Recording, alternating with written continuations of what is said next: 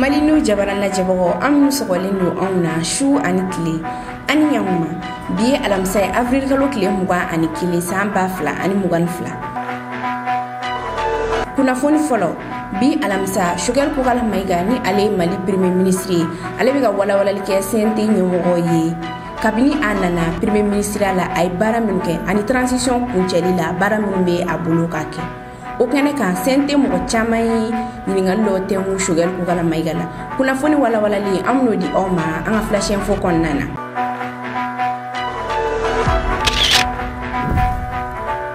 bisimile anga flash info konnana ko bintu ya fo nyana madame nena bi alamsa avril kalo kile muwa ani kile mali premier ministre ni adi to ko shugal ko kala maiga ale be ga wala like sente mo yi kabini anana mali premier ministre ala ay bara minuke ani transition kunchela bara minme abolo kake kenen ka sente mo chama ni ngalute mu shugal ko kala maiga la ina fo nusar ye shugal ko kala maiga ni ko kunjumeni la amasika ka barake nusar ya la donia kafo ko ni akalo shegi ne shugal ku kala maiga nana mali premier ministre ala nga gouvernement nga plan d'action ko o dati bana nusar ya la donia kafo ko na soro kurutana ko ale ku kanga noti do di shugal ku kala maiga ma kale ku mi sabadi di ama o ba yira kafo ko ni shugal ku kala maiga ku école akun kanga geni ka boy école nga sente mo chama fena yira kafo ko shugal ku kala maiga ka bi barala anga je anga sente mo do lame ina fo nusar madame Jara araki tala ni ale ku mali ministre doy 8 mois après ce plan est périmé et sans surprise kalo shegi ko fe ikele premier ministre ye bara benu yerana o ba se ka ke sabula kebe srala bisaba o de sela ka ke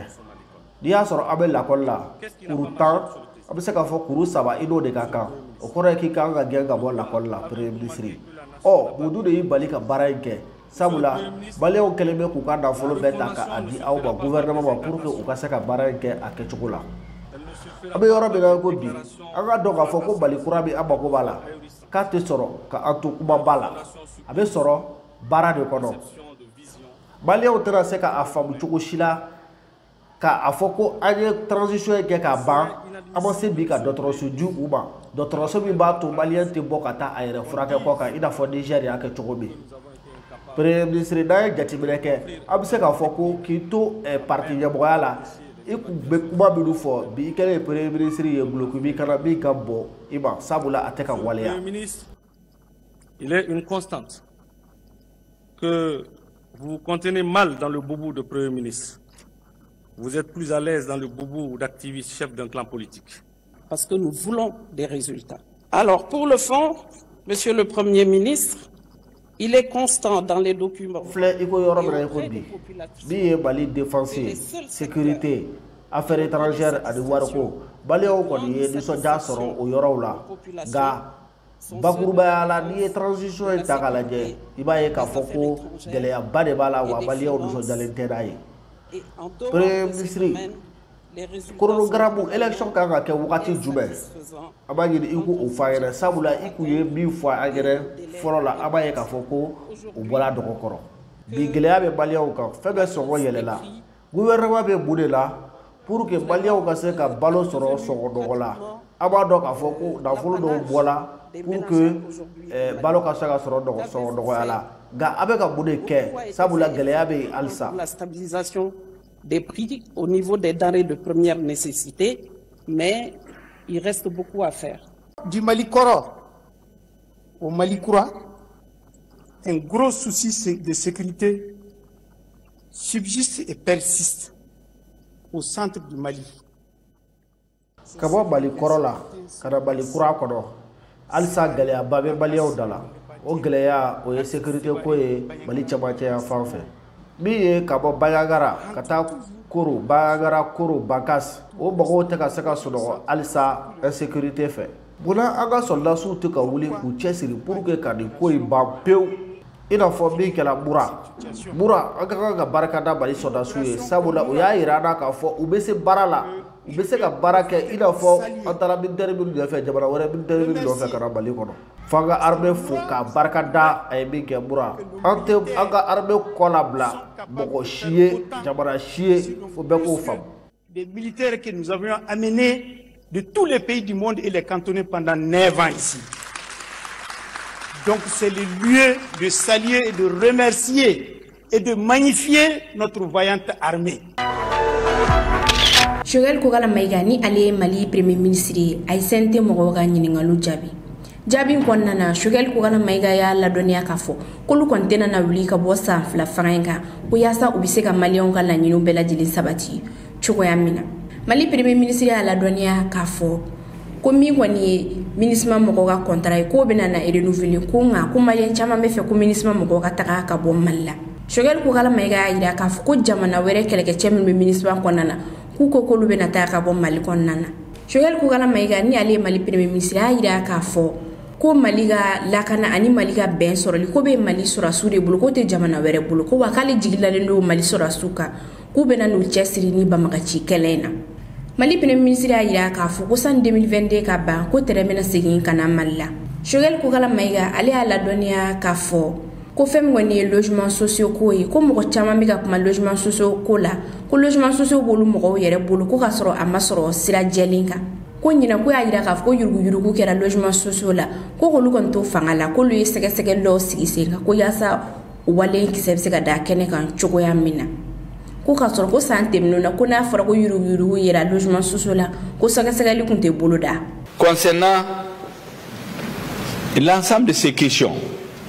les discussions de l'égalité Bouddha rebelle colonne de Balikono Bouddha ou Teka Barfa Blabi kana fara Mali arbe ka sabu pour que o ka se ka jadisi kelaike aya jati bere ka foko akujidida u fe ko beka bokoda do di arbe ba be anana jati bere ka foko groupe do be do olu bare be ko o bogo di arbe ba o flana e bi arbe je bogo re ya jati bere ka foko be ba ka do arbe ko bi sabula boko folo be lu tala ku do arbe ko fe o bolo la ni ya to jati bere ya yira ka foko di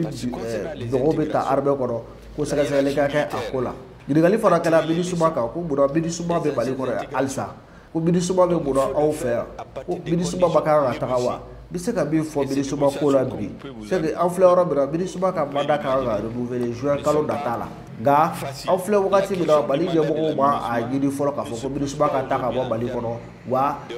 dirigali taka discussion to ko ka bali ko bi en fleur de wakati bi da ko bidi suba ka manda ka ga spra ya juin kalo datala nous en dirons ce que nous pensons, mais je ne crois pas qu'il y aura des changements notables dans le mandat de l'aménagement. Kunafoni flana kunu araba Afrika lo kilemwa Cour suprême mo ye kunafondi ko segimena ke Bakary Togola ka critiquer kan Bakary Togola ni ale yere kunyi chambre d'agriculture nyemo koro ani korsenelaw kan nyemo koro ale kun nomnele no sabula ka ye milliard konontondu Bakary Togola Jigibanu bale wele ko Anfa Kulubali Soloba Madi Keita Seydou Kulubali Alou Dambele Mamadou Fomba Jala Moussa Dambele Bakary Kulubali ani Madi Keita ni motan ani fla nunu hun nomnele do critique law fe sabula ku no yira yuruku la akila jigina novembre kalo kile muwa an sabatemne ni motan ani fla oluga critique lu damnena nga novembre kalo kile muwa ani kononto critique lu na jola sabula kuna foni jonjon hunte mi ba yira ka fo ko ni motan ani fla ku ye milliard konontondu ani ku no yira yuruku la kaboka do kloka mogo mi yere Bakary Togola nomine ale yere to ko procureur Mamadou Kassoumi ngafle ne wati mina ko sisano ale kera ministre de la justice et des droits de l'homme Bakary Togola ka clean tegera cour d'assises de la Mamadou Kassoumi ale ayira ka fo ko ka sigi sege linga ku sabula mogo minu e Bakary Togola ka critique kalima dawla o wa yira ka fo ko critique la nunu ku muga barake jelia konnana sabula Cour suprême générale ale Bakary Togola ga seben ka tagata nay Cour suprême na ku bena sigi kiri tigeli kan Bakary Togola ka kiri tigeli tiena galo abela jeleme Mamadou Kassoumi de bulu sabula ale de kun kelen do ka anomine ni mi woni bora Bakary Togola ka ni kiri tigella ano kuna fondo awma anga duna nata flash info konnana amina nga bi flash info kunche Imam Mamoudi Kodika kabini dene temne afrikalo kile 11 imam Mahmoud Dicko ale kun talen do tagamala maka o tagama e kunkune ka taga alabato kunu araba afrikalo kile muwa imam Mahmoud Dicko segina kana Bamako yanno salo ni wagati kele na imam Mahmoud Dicko ale kun tagalen do maka ala deli kuna sino minu be dine ndo minu be islamia do mesela minu be dine ndo minu be islamia do ulu ba don ka fo karsa tara ala de ya kanu la mo ka taka ma min tara delegation na kera Cheikh Salah yo akera Abdallah yo akera Docteur Sangare yo akera Bacho Mohamed Ali Bachili yo fɛn kuma delegation na Baba Haidara ala de yu bɛɛ wele k'u ka taga a sababu kɛra Cheikh Mahmoud Dicko u ye bato minnu kɛ ala k'a minɛ ninnu kelen-kelenna bɛɛ duwawu kɛ Madinatul Munawwara ani Makkatul Mukarrama u ye duwawu kɛ jamana in ɲɛ an b'a fɔ amin an b'a fɔ amin an b'a fɔ amin n bɛ bɔ kuma na ni mun ye Burujali Nenni ka dɔ in lagosi ka dɔ in mankutu can wallahi no ma fɛn mun bɔ i la t'a fari kan Allahu Akbar ni ne kuyi an ka bi flashen foyi ka da aw kulo kan aw ni ce aw ka lamɛnni ko ɲuman na an ka foli bɛ an lajɛbaga bɛɛ lajɛlen kɛrɛnkɛrɛnnenya na minnu bɛ k'an lajɛ ka bɔ Kayi aw k'an bɛn wagati wɛrɛ